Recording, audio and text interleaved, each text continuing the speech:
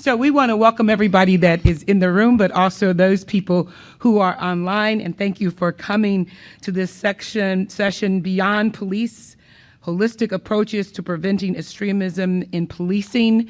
We are so grateful that we have Barbara Harding as our moderator for this session, a session that I think is so needed in a day and time like today. Again, I want to remind you, if you have a question, if you will use the QR code, our moderator will get that question and she will be able to answer it at the end of the session. So again, thank you for coming, and we are glad you are here. I'm Kathy Humphrey, and I serve as the president of Carlow University here in Pittsburgh, and I am thrilled to welcome the panel with us today. Thank you, Kathy, and thank you for all your work on the summit this entire year. We appreciate it. Welcome, everyone. We appreciate you being with us today here to talk about a really important topic. As many of you may know, we've been talking for 3 days, really, about the problem of extremism in law enforcement and military. And we've talked a lot about the policies and programs that can be implemented within organizations, within police bodies, within the military, that can help to alleviate the problem of extremism. What we're going to talk about today are different approaches and different organizations' ideas and research and essentially concern about the problem and the way and other ways that maybe can impact the problem of extremism in policing. And so, like with other panels, I'm just going to ask you all to introduce yourself so we don't take too much time with that. When we go to talk, just let folks know who you are, and then we're going to talk to each of the panelists about the work that they're doing. I'd love to hear questions from the audience, both in person and online. I'm going to look at them periodically, and we'll try to take them as we go. But we have a series of topics to get through as well. So thank you again for joining us, and we'll start. Chris, could you introduce yourself and talk about your experience and what brings you with us to the stage today? So my name is Chris Buckley. I work at Parents for Peace as an intervention specialist and consultant. Also, we've developed a program called TRP, Trauma and Recovery Program for short, and combat veteran, former extremist. So. And can you talk about your work with Parents for Peace? Yeah, for sure. So I think it would be a little easier to show. I brought a PowerPoint. Absolutely, yes. Yeah. Why don't you take us All through right, so what we're really focusing on right now is this new approach to a program that we designed called the Trauma and Recovery Program, and this is the law enforcement tract of it. So my story is, I was a substance abuser, got out of the military, had some trauma there, natural military combat trauma. During my recovery from substance abuses, I kind of noticed similarities in the things that caused me to be triggered to use hard narcotics, and the things that caused me to have this revenge-seeking style of justification and cravings to do so. So we created the program based very loosely off of a 12-step style. It utilizes a self-based approach, self-paced, to where I feel like I'm overwhelmed right now. I don't want to go any further. I'm just going to try to hang out in this space and just, absorb what we're doing here. And it's also really cool because it utilizes a peer support structure rather than having to have a clinician trained, having to have mental health staff on hand. And it gets to the problem before it becomes a problem. So that's a really cool point about it. So the parts of our brain that are affected by trauma are like this part that we refer to as our reptilian brain, just kind of reacts rather than logic or anything like that. So you have your amygdala, your nucleus accumbens, your hippocampus, prefrontal cortex, and that's just kind of a description of where they're at, so we know. The thing that we've noticed with TRP is that these are the 3 pillars that kind of evolve into an extremist ideology. The more that you have on hand of these, designators, the more likely you are to become an extremist or susceptible or vulnerable to extremist ideology. So, Chris, I'm going to interrupt you just in case there's somebody listening that can't see your PowerPoint right now. I'm just going to, the three points are mental health, trauma, and substance abuse. So go ahead. I was literally going to say that. Okay, Thank go you. ahead. I'm sorry. I just wanted to make sure, because sometimes people are listening and Yeah. they won't hear them. So those three apologies. pillars, as you described, are trauma, which you could be mental, physical, or emotional; substance abuse, which I have both of those checked already; and mental health, which PTSD from the military, I kind of had the holistic approach, right? And TRP actually covers all of them because it's based off of a 12-step style. It would work with substance abuse, trauma. Trauma leads to substance abuse a lot of times. So we use that pure mentor style to kind of alleviate all of these things. And one of the things that we wanted to do was present this to law enforcement in a way that they could kind of like readiness enforce their police officers to be capable when they do experience trauma, when they do have the mental health issues or substance abuse problem, they can kind of nip it before it becomes a problem. So on the screen here is one of the coolest men I've ever met, man. His name's Officer Sammy Wicks. Sammy was a targeted violence prevention officer at Aurora PD in Colorado. I met Sammy through a mutual friend, and he was like, "Hey man, I heard about this TRP program that you created for the military. Do you think it would work for law enforcement?" And I was like, "It should." I never thought about it that way. I wasn't a cop. But with him being a cop, he was like, "Let's pitch it to APD." APD had a really rough time over the last couple of years with the stress and traumas that their officers sustained. So we wanted to help out with that. So it's really funny. There are a lot of things that we had to do during this rebuilding of the program. We had to identify the similarities between law enforcement and military. We presented it to their wellness unit. We altered the language and visuals to be aesthetically appropriate for cops. We compressed their modules so that they were more time efficient. And Sammy and I ran the program and implemented our own experiences into it to make it more personal and relatable to the officers. Then we presented the updated version to the wellness unit at APD. So the initial skepticism that went into this, first and foremost, officers, when we would talk to them, because we wanted to replicate the pilot program, which was highly successful at APD. When we reach out to law enforcement officers and we're like, "Hey, we're with Parents for Peace. We have this program that we've designed to help officers sustain trauma." They're like, "Who are you with?"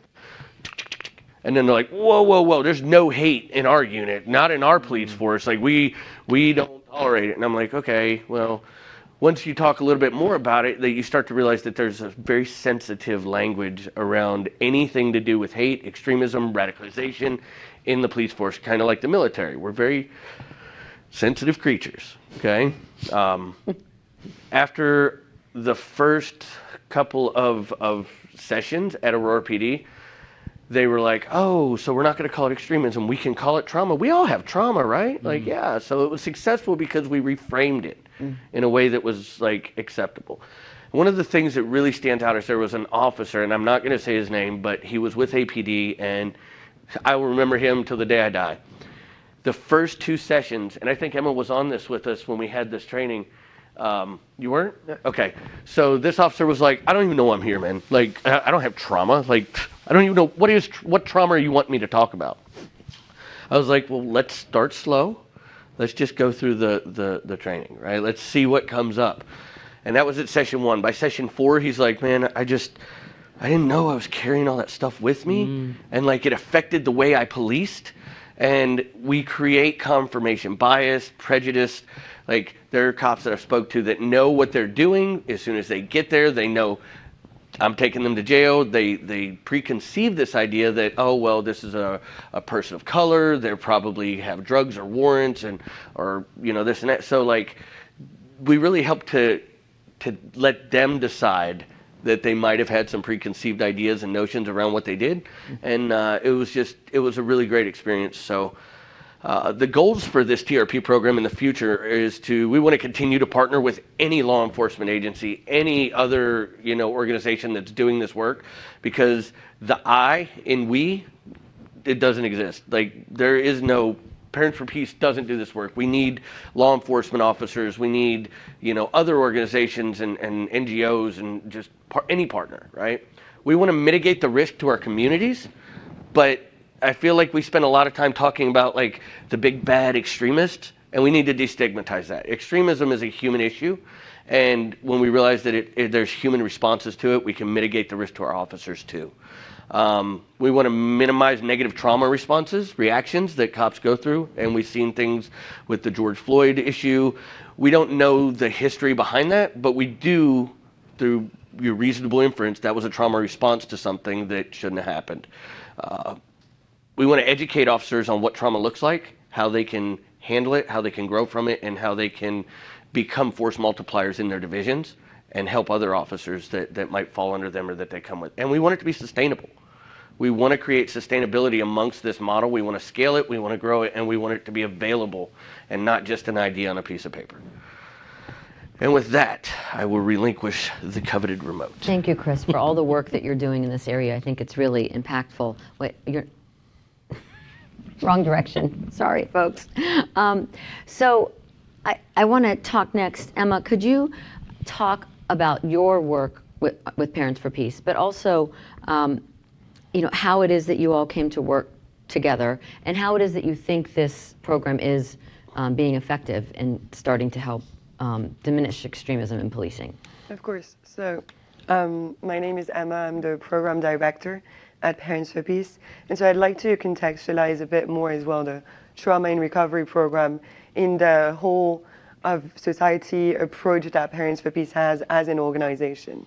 So one of the things that we really do and we really want to focus on within our approach to countering extremism and to preventing extremism is to go upstream. And I think this program is a very good example. To use an expression that Pardeep Kaleka, one of my coworkers, used, we want to listen to the pain, and in order to do that, we need to go back upstream and to figure out the precursors of trauma, the risk factors, and the early warning signs, and being able to identify those.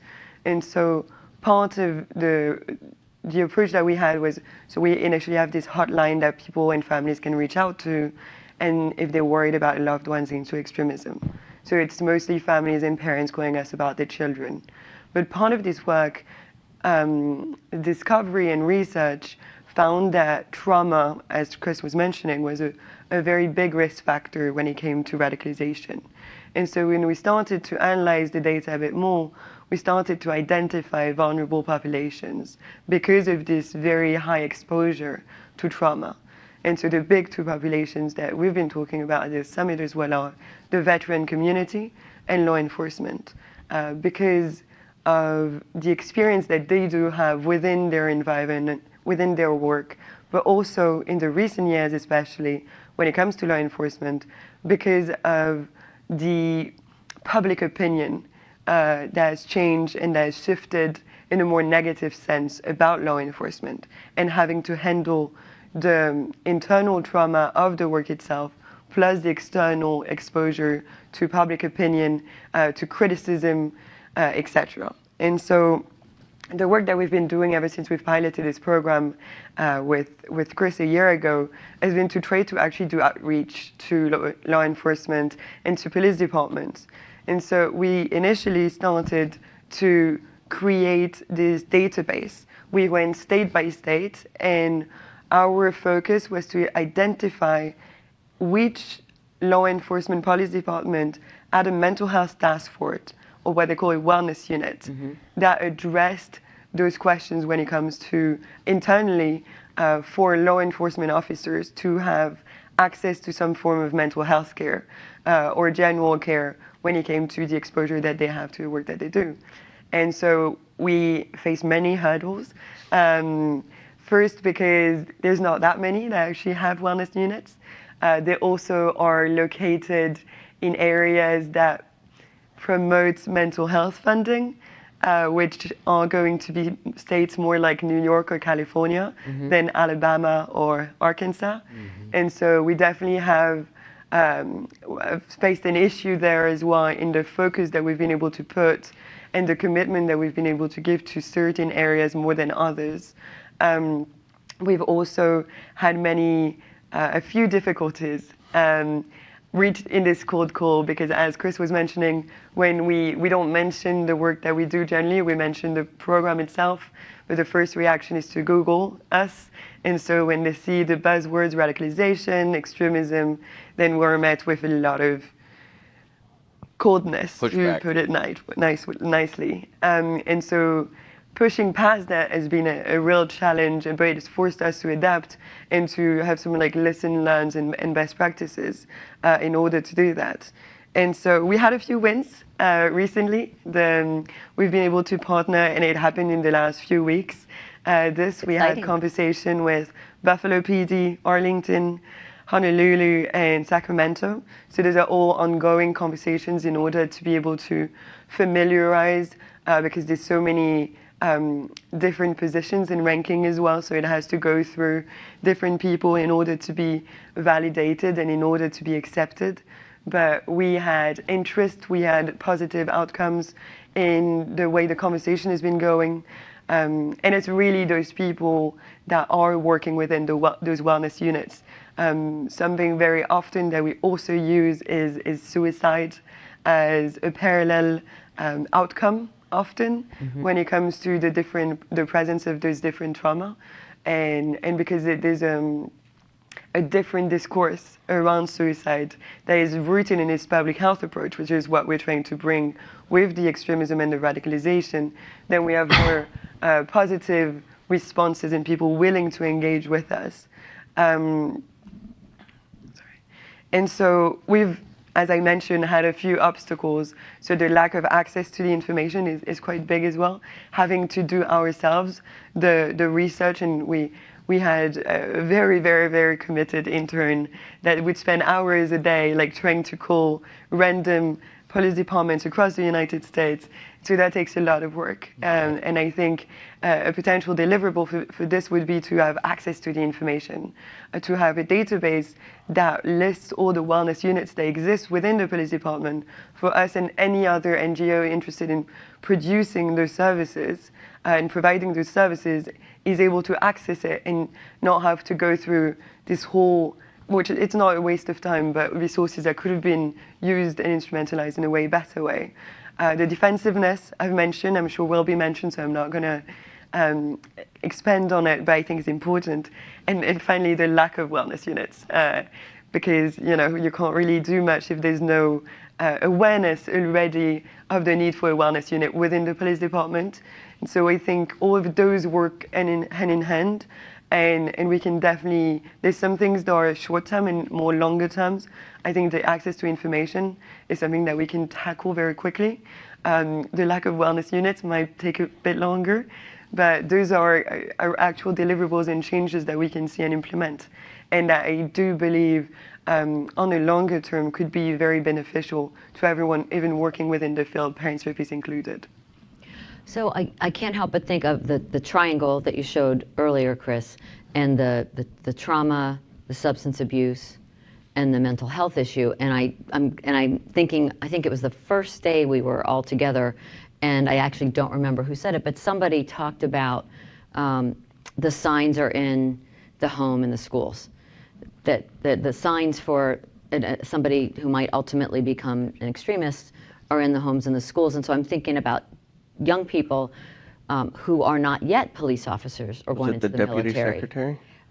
The deputy secretary, I think, may have said It was that. actually quoting us, which is... And he was quoting you guys, right? Yeah. So so I'm coming back to wondering, do you have a way to bring this program into schools and communities in the rural area where we have substance abuse, and inner cities where there's violence, trauma every day, and for young people that are suffering mental illness? Have you been starting to do that yet or not? So, great question. I'm glad you asked that. I'd actually talked to Emma and was like, I want to create a version of TRP for youth, like at-risk youth or the youth population from like grade 5 through high school or whatever, and I wanted to be able to use the training with like the counselors at the school, identify warning signs of maybe domestic violence, substance abuse, molestation, rape, and have a way to help those kids that are experiencing that cope with that trauma, even things like divorce, mom and dad, spouse. So yeah,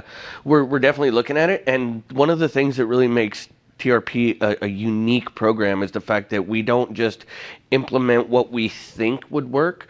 We reach out, and for the TRP law enforcement, we enlisted Officer Sammy Wicks. That pure reflection where it's like, hey, dude, I know you, man. You're good people. I'm going to listen. I'll buy into this because I know Sammy's good people. So I get that information from a police officer to reach out to police officers. The same thing with the military. I'm a veteran, but when we finally do get to pilot this, which it'll happen, I'm claiming it. I'm going to utilize somebody from that readiness unit or from that unit that as a co-facilitator. And the same thing I'd like to do with the youth version is I would love to have a partnership between maybe a guidance counselor or a teacher or somebody who the teachers notice these things and they would be invaluable to partner with to create a program for kids. And I think that the issue is in the South when you start to talk about TRP, sounds an awful lot like this scary CRT, and they're like, nope, right? Because they hear acronyms and they think that it's political, woke, racist, whatever. Right. So I'm going to grab the Of course. clicker and send it over this way. So we are, unfortunately, we're missing Kim from the Center of Policing Equity because she had an emergency. And so Kim, if you happen to be listening, we're sorry you're not here. But Jenna, I'd love for you to talk about your work with the Auschwitz Institute. And I know you're working on repair, and if you could kind of describe that for the audience and tell us more how you think it's addressing extremism in policing. Absolutely, yes. Thank you so much. And thank you to everybody virtually and in attendance here today. So I do actually also have a PowerPoint. Oh.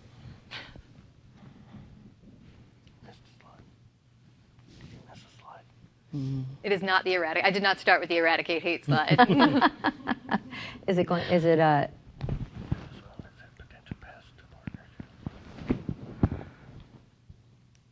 One sec. Just 1 second. Well, maybe you could even just describe the acronym repair. Yeah, absolutely. To start. So in law enforcement, right, it doesn't exist unless you have an acronym because everything has to be as quickly and as punchy as possible. So there it is, the repair program, which is the redefining policing to affirm and instill human rights. And my role at the Auschwitz Institute for the Prevention of Genocide and Mass Atrocities, also abbreviated usually as AIPG, I am the program officer, very specifically for the repair program. This is the only work that I do. And so now I'm going to get into what our program is, beginning with its development, going into its structure, and then also talking about goals and obviously in prevention. So we as an organization, the Auschwitz Institute as an organization, very clearly as our name says, our goal is first and foremost atrocity and genocide prevention. A part of that is also obviously extremist prevention and violence prevention. And we partnered with this program very specifically with the National Center for Civil and Human Rights, which my colleague Ryan is also here from the National Center for Civil and Human Rights, and he'll be talking more about that relationship and how we developed that. But to begin, the program was actually developed from in-person law enforcement seminars that we were running with the National Center, actually. And what that program was very specifically designed around a couple of different thematic issues, but always, again, at the core, this atrocity and violence prevention. And we knew from our work at AIPG works with governments, military, politicians, diplomats across the world on this goal of atrocity prevention. But we knew in designing something for the United States very specifically, as everybody in this room and most of the people at this conference probably know, policing in the United States is incredibly unique. And the challenge, not only the challenges that they face, but just speaking on a structural level, right? Even within a state, or sometimes even within a county, you'll have several municipalities, and all of them have various levels of either bureaucracy, their siloing, and even how they break down their command structure or their training division may be completely different from their neighboring precinct, or excuse me, their neighboring jurisdiction. So what we wanted to do was this development. And so in 2017, 2018, 2019, we had in-person. And then, as we all know, all of our lives changed incredibly in 2020 with the pandemic. And I always like to make sure that I make the mention that one of the very, very few goods that came out of 2020 was we did make education in a lot of ways more accessible, and us included as an educational institute, because that is our first priority is education, believing it to be the first step in prevention. So with this creation, with the necessity of having to go online, we developed this program to be asynchronous, and we developed it then making it more accessible to other departments. And actually the first department that we partnered with, which Ryan I'm sure we'll get into a little bit, was the Atlanta PD. And as of May, maybe it will correct me, May of 2022, we have trained the entire force at the Atlanta PD. So what is repair? What is its structure? So at its core, it is, like I said, designed very specifically for United States law enforcement. And that is, we usually say, everybody that'll have a conversation with us, so county, municipal, local, tribal, state, police, law enforcement organizations. Not so much corrections officers or military, because as Chris has mentioned, it is different enough and unique, and they are two different tracks, and they are unique enough that some of the overlap wouldn't necessarily work. However, in terms of our structure, originally when we made the program, the first iteration of it was actually 2 asynchronous programs. One of them was a 6-week course for leadership, and that's still listed here. And you can see the modules that we actually get those folks involved in, and we actually instruct them in. And then we had a 2-week leadership course, or excuse me, a 2-week course for non-leadership personnel. We usually identified leadership as sergeant and above, but we were also flexible with that, understanding the needs of a department may be slightly different, or how they, again, how they structure leadership or how they assign leadership may be a little bit different. So then we have this repair for leadership, 6 weeks virtual asynchronous. What we found in that 2-week course was there really wasn't a lot of buy-in on that level from that rank and file non-leadership personnel. And part of it was, I don't know about any of you, but I certainly don't like to be told by people that don't know what my job is how to do my job.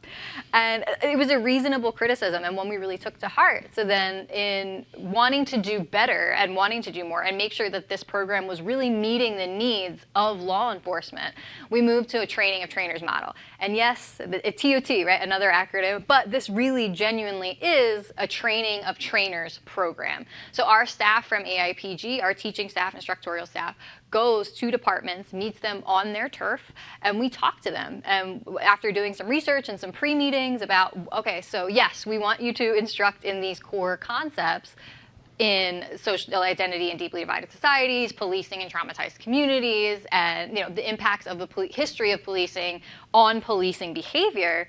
But what are some issues that you're facing, you as the XYZ city police? What's going on? Some of the issues that we've been able to work into the curriculum or talk about working into those curriculums that we co-develop with them to then deliver to non-leadership. Persons experiencing homelessness was a huge one. And then the other one was really trauma-informed policing, which is something obviously we are talking about and is, I feel, the new buzzword, and I don't say that lightly, in training, but we're all recognizing the importance of officer wellness holistically, and we wanted to be a part of that as well. So then what we do is, like I said, like it says on the slide, this top-down for departmental investment. So then now we are training their leadership, who have also been identified as trainers through us and through their department, to then deliver this curriculum to folks that they work with every day. And when it's someone that you're working with, someone that you trust, someone that understands the demands of your job, you're absolutely going to listen. And they are telling you that this program is important, and they're telling you that it's useful. And that's where we really saw the increase in buy-in. Because yes, you are not alone, Emma. You are not alone, Chris. There is resistance, right? There's resistance to change, and that's a human thing, not a law enforcement thing. But thankfully, we were able to work with departments and figure out a way to get them to buy in and to get this program into the departments that need it and want it. Awesome. So as far as the goals for repair, we wanted to make sure that we were assisting officers in the analysis of societal risk factors for these human rights violations. We really do believe that as the law enforcement profession really should be the protector and promoter of human and civil rights.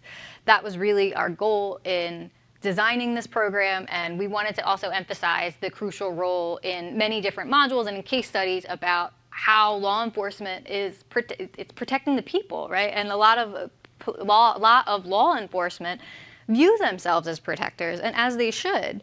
And we want to help them be the best protectors that they can be, all through this lens of promoting and protecting human rights, but also at the same time sensitizing to these issues of these systemic issues and the problems in policing that exist. And when we're policing in traumatized community, what does that look like? And how can we be better police in those communities? And then obviously the application of lessons and then capacity building within a department very specifically.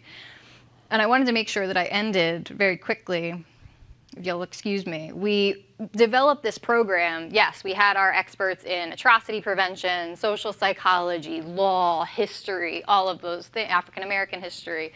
We had all those folks give input into the content and the construction of the course. However, we also had veteran law enforcement officials.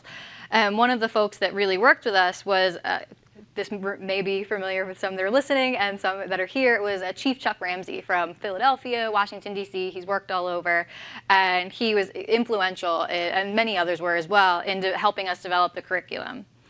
But I do want to make sure that I read the quote. He said, "I see us not as a police. I see us not as a thin blue line which separates. I see ourselves as more of a thread woven throughout our communities that we serve that also helps hold together the fabric of democracy. That's how I see policing.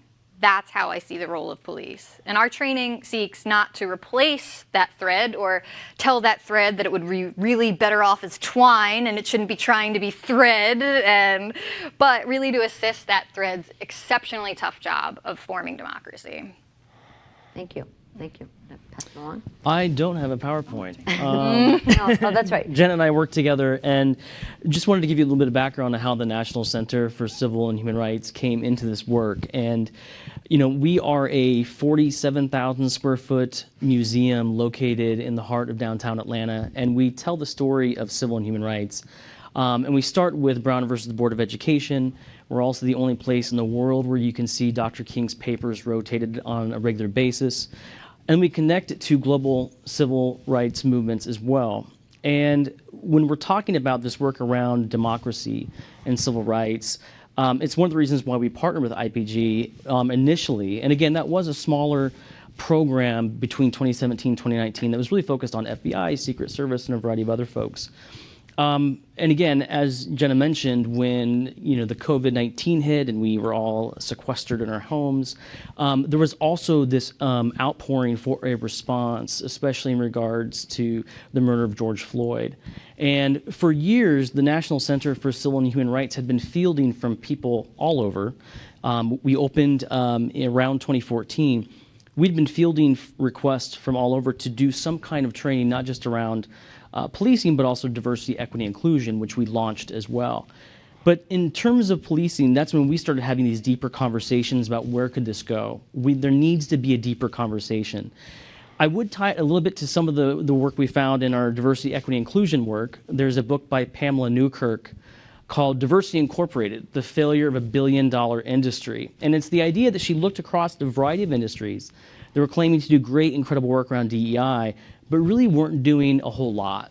They were charging folks to do this work, but not giving them the resources that they need, for example. But one of the key things that she mentioned was that a lot of this work, DEI or law enforcement, wasn't being connected back to our history as a country, and therefore there is a loss of knowledge about how this all happens, which ties into implicit bias, other conversations we need to have around democracy. So that's one of the reasons why we got involved, and we've had a great working relationship. And I think the program itself has been very successful, but that would just be kind of my preface in terms of how I'm involved, and I wear many hats at the National Center for Civil and Human Rights. But one of them is that I get to work with Jenna, which is really exciting. So I have a question on that. I'm not going to remember the date, but I think it was 2014, 2015. Then FBI Director Comey gave an address at the annual gala for the Holocaust Museum. And to my surprise, he said that since he had been FBI Director, and I don't know how long it had been at that point, that every year he requires the incoming FBI cadets to go spend an entire day at the Holocaust Museum with guided tours and educational training on the Holocaust.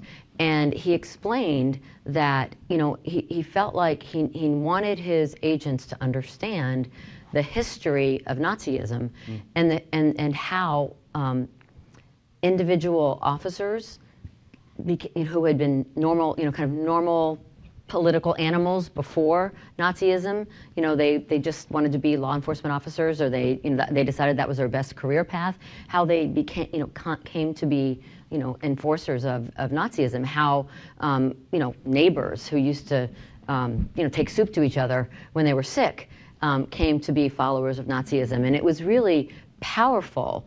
And he said that he has found that over the years that the officers that have had that training, so many of them had, you know, afterward or many years later, said how formative that was for them as law enforcement officers. And I'm curious as to the panels, you know, kind of, have you seen that happen? Have you heard about responses to your training from officers? Has it made a difference for them?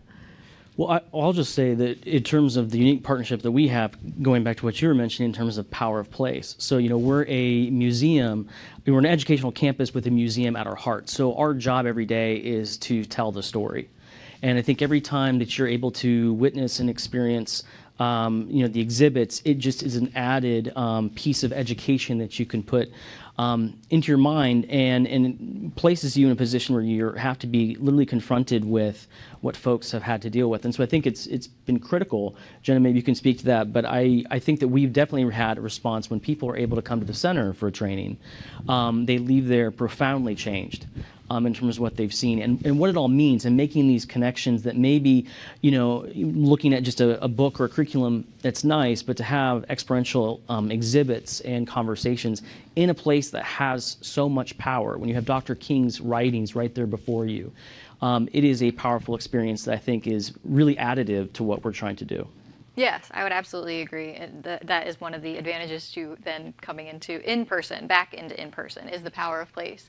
But from what we've seen, one of the things in developing the course is we wanted to make sure that this was not a click-through, stare at a white screen, right, and it's just reading text after text after text. We use case studies, there's videos, and the case studies, I think, are one of the most impactful, as well as the videos. And one of the things that I totally agree, and one of the experiences that I will share that one of the officers that has gone through that shared with us was really about the policing in traumatized communities, and the idea of all law enforcement has trauma, and whether that's direct or vicarious, they experience some kind of trauma, and they're carrying that with them into every interaction that they have with the community. But one of the things that we explore in our curriculum is most communities that you will work with are also traumatized, and they're very specific, some of them very specifically traumatized by law enforcement. And that doesn't mean you as an individual law enforcement officer, but they are bringing their experience previous into this interaction with you. And the officer that I'm thinking of that was willing to share this with us said he went into a situation, and because of the training, he was able to take that just split second and think about, these folks are traumatized. I need to respect them as people and recognize that they are traumatized, and then how can I help them and also respond to why I'm here. I can't help but think, when I was a young lawyer, I was a prosecutor of Criminal Section Civil Rights Division, and I was working with a veteran FBI agent, and we were prosecuting a group of skinheads. And I went into this work thinking this was going to be the most righteous work I'd ever done in my entire life, right? And I was still young, I hadn't done a lot of work yet. But in any event, you know, they were boys, they were young, and they had done some horrible things to some Muslim families in the city of in Indianapolis. And so we felt, you know, really righteous about it. And we go to interview one of the guys who we were going to arrest eventually, and we go into his house. We sit at his family's house. We sit at his table. It's a trailer. It was beyond disgusting. It was filthy. It was filled with, you know, bugs and animals. As we're sitting interviewing, a roach falls from the ceiling onto the paper. And we also learn that he's got a little sister that's a product of incest. And the FBI agent he came out, he was it was devastating course. because it's the same as if you were to go visit, maybe a young man in an inner city who has been the victim of enormous trauma and abuse up to the point where he became a criminal. And so I come back to you all, and I'm so curious about how many calls do you get from parents through your hotline and your inquiries? Are you starting to get calls or people reaching out to you about your program and kind of intervening for families that have had kids that they're worried about or family members that they're worried about that have turned to extremism? Well, so the trauma and recovery program and the hotline are two different programs. So the hotline has been in existence for 4 years, so we've had hundreds of calls. That's what I wanted. I wanted to kind of switch to the Okay, hotline the and talk, because we're hotline. talking about kind of holistic approaches and different ways of kind of getting at the problem. So on the hotline issue, like how often do you receive calls? How often do you do interventions? So we actively, at the moment, have on a weekly basis 25 cases of extremism. And in general, I started at the organization a year and a half ago, which is really when we started like compiling diligently the data. And we've dealt with, in the last year, I think more than 70 cases of radicalization across the ideological spectrum. Mostly would be neo-Nazi, white supremacist related ideologies at the moment, but we've had a lot of like far left as well, and we had a lot of conspiracy theories. What's something that I always find interesting to note as well is the sample that we get is not representative of the reality of the state of America or domestic extremism in America, because it's on a voluntarily basis. Families do reach out to us. So depending on what is more normalized at the moment, be it politically or from a societal place, we might have more parents feeling more open to talk about white supremacy because it's recognized as something highly problematic openly within society. And so they feel more comfortable doing so than other issues. But for example, something that we've seen recently is uptick in eco-terrorist ideologies related to it. Because within the core of the work that we do is, if you take off the ideology, you see the same patterns of radicalization, you see the same pathways, you see same individuals. And so for us, the ideology doesn't necessarily matter on that sense. And we try to what we do is we try to educate first the family on what extremism is, what it looks like, how it happens, what is the process of radicalization. And the theory of change that we've developed is very often it starts with an identity crisis mixed with underlying unaddressed grievances that can take the form of unhealed trauma from abuse, substance use, witnessed trauma as well. And that creates that gap and that space to fill that then groomers, passively often with online radicalization today, or actively with other groups like ISIS, for example, when there's a more active recruitment, they go into that gap and they try to fill it. And then that's when you create an individual who's radicalized. And what we try to do is to figure out which grievances might have happened and might have caused this vulnerability, and then we try to replace the groomers as a healthy support network. And so those grievances are sometimes, it's not a causal effect because it's hard to build a straight common thread to it. It's more correlations. That's how we really think about them and talk about them. And having families aware of the existence of the grievances and the role that they could have in that situation has been critical in order to best understand what is happening within the field and what is happening to young people especially. Mm-hmm.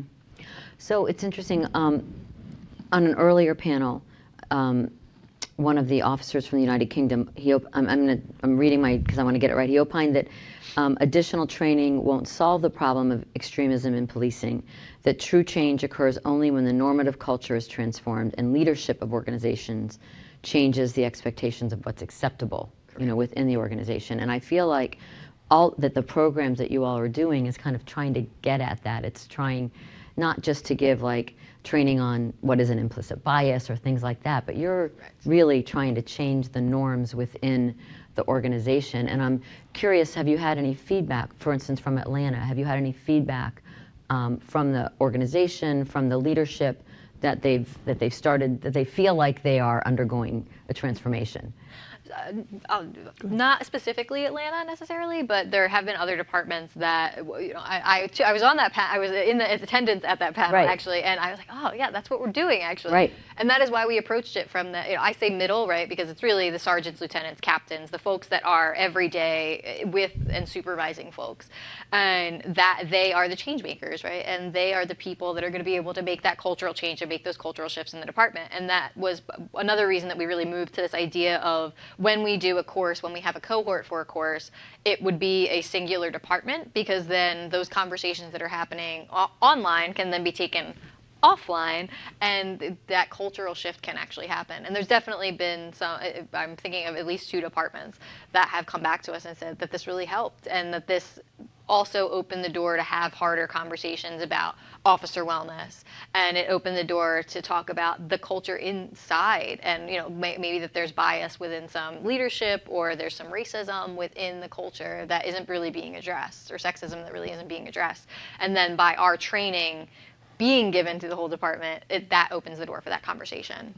And how about you all? Have you started to feel like it's having an impact? So what I would like to start off by saying is that the team at APD was amazing, and the culture that they foster there is really, you know, open to evolving and changing and getting better and progressing into the new world that they operate in. But we did get feedback that the training that we provided was very conducive to starting the conversation. And one of the things that I really wanted to see happen, and, you know, the leadership there was like, yeah, that would be great, is, you know, to rebuild the relationship with the community by re-engaging them and eliminating this idea that police are the enemy, this generational trauma that kids have when they're like, well, my mom and dad said don't talk to the police, man. They just, you know, and I was that kid, you know, all the police want to do is take somebody to jail, man. Don't even talk to them. But when you see things that really just, like, they make you smile, when the cop just pulls his patrol collar over and he's playing ball with the kids, and they're all like, hey, there's Officer John, you know, and Right, it's like, right. the kids know him, he knows him, he's at the school, and they build this relationship, because what we have to remember is that police are human beings, and human beings have to have this social interaction. And even though they have this social interaction with each other, they need that social interaction from their community as well, because when they begin to look at their community as, I police them, right? I protect them. But who protects me? Right. Who takes care of me? So that's the kind of culture that I like to That's see great. re-implemented, that community policing style. Thank you. That's really, really, I think that's powerful. Ryan, before I get to the audience questions, I really want to ask you one other question. In prior panels, and it gets to the issue we're raising about diversity and what are we really doing in this space, and wouldn't it help in this situation? So in the prior panels, I could not help but be kind of taken aback, really, when I saw the overrepresentation of men in extremist police activity, where there was kind of criminal conduct. So I think over 90% of criminal incidents that were extremist incidents that were perpetrated by police officers, 90% of those were, or over 90% were men. And at the same time, women continue to be astonishingly underrepresented in police forces. Still, to this day, 2022, 12% of our police, you know, across the country are women, and less than 3%, I think, in leadership. So my question to you is, wouldn't more women in policing help the situation? And are there programs, efforts out there? I know I've heard of one, which we can talk about briefly a bit, but what are your thoughts on this issue? So yes, and I also think that in the panel that happened before, it's really about where are you recruiting from? Who are you recruiting? Who are you reaching out to? And so I think there has to be a reassessment of exactly that for police departments who are looking to make sure that there's diversity across the board in terms of gender, race, sexual orientation, gender identity. I think to be able to have that community policing, you need to have folks from the community who understand that community. And I think that we would be well better off if we had more women in policing. And that's my personal opinion. But I think it goes back to, we get really ingrained and used to recruiting the way that we always have. And I think to really change and to make sure, to your point, that the community is well represented, it means that we're going to have to think beyond the traditional models that we've used. So I did learn, Rachel Grinspan from ADL, we were talking about this issue, and she directed me, and I went online and looked it up. There is an initiative called 30 for 30, which I remember because of ESPN, so it was easy to remember. And so there's a 30 for 30 initiative by a number of groups that is, their goal is to get 30% of our U.S. police force to be women by the year 2030. So that's only 8 years from now. So we've got a massive way, way to go. But they've been able to recruit, I think, I think hundreds of police forces around the country to commit to try to get there. And so for those in the audience and those listening, I think this is one of those areas where just bringing in more women into the police force. The data, based on a previous panel I saw, the data on women in policing is pretty strong. That there's, there's less violence, there's less misconduct reports. There's a lot of, I think, good from bringing in women. So I'm just going to make that case. So I want to there's a couple questions, and actually a few of them I've already kind of tried to work in, but.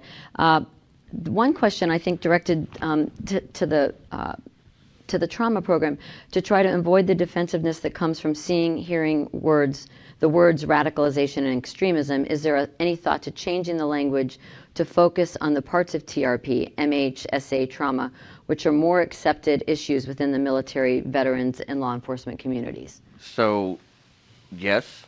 We use very neutral language and acceptable language in the TRP program.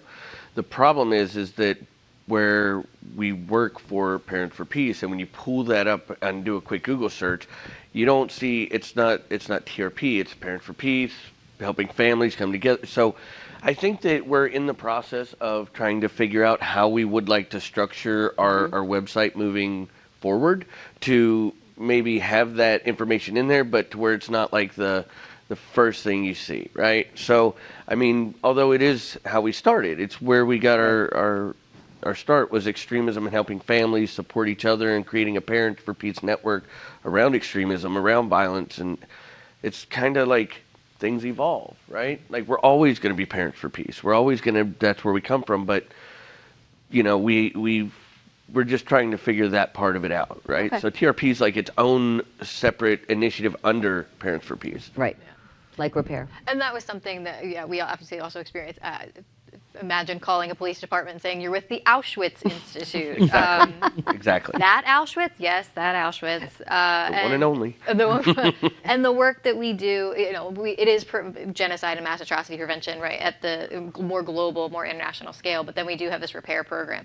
And we also found a little bit of resistance. And, if you Google us as well. But it really then became, yes, that is still our mission. That is still our core mission. But then this program very specifically, we framed in this promoting and protecting human and civil rights, which is a step in the prevention of genocide and mass atrocities, which is very different than saying, well, the genocide people are coming to give us a training. It's like, why are the genocide people here? So that was definitely something that we thought about. And that was also one of the key things in being willing to let this program evolve to meet the needs of law enforcement officers as well. Facts. Right. Yep.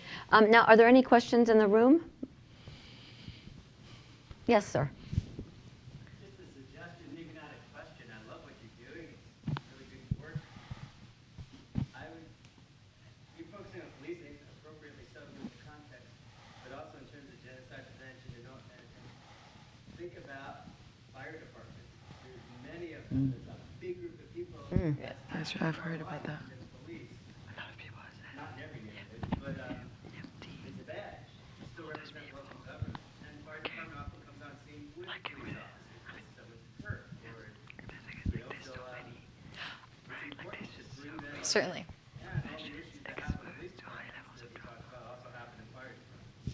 And we've actually, thank you so much for bringing that up about the idea of working with fire departments and working with other, very specifically, the point was about working with fire departments because they are often with police, law enforcement agencies and police agencies in responding to calls. And we've had conversations about where, for us very specifically, repair, yes, it's designed very specifically, almost exclusively for police, right? Because we go into the history of policing and those kinds of things. But there's definitely been conversations about first responders in general, right? Fire being, fire department personnel being one of them, but then, paramedics or folks that when there is emergency in the neighborhood or in the community, who are those folks that are going to be on the scene, right? And how they interact and the interactions that they have with the public and all of the trauma that they're carrying and how we can alleviate some of that. So thank you. Yeah, that's absolutely on our minds as well. Same. You said it beautifully. Same. Like we really want to focus on just anybody who experiences trauma. It's called a trauma and recovery program. And I mean, if you can't figure out that you have trauma somewhere, then maybe the program's not for you, right? Like I don't know, but yeah. So like I really do want to like we've talked about it, but we're a very small organization. Well, and you're new and you're just getting started. So yeah. Well, I mean, we've been around for a few years, but we're but so this small. program is This fairly program new. is yeah, very new. yeah, for sure. It's a baby for sure. program. Are there any other questions in the room? So I want to end just, I feel like it's all kind of come together through the last, this policing track, this idea that we really do need to change the norms. And I feel like you all are really doing that work. And I'm reminded, again, yesterday there was a discussion about how transformative it was, I think, in England, when they went from thinking of themselves as a police force, with the use of force, to being an organization that was there to protect the civil rights and the rights of their communities. And I think you all are doing that work to kind of to change the normative values of these organizations. So thank you for all that work, and we appreciate it. And thank you for being here. Thank you. Thank you.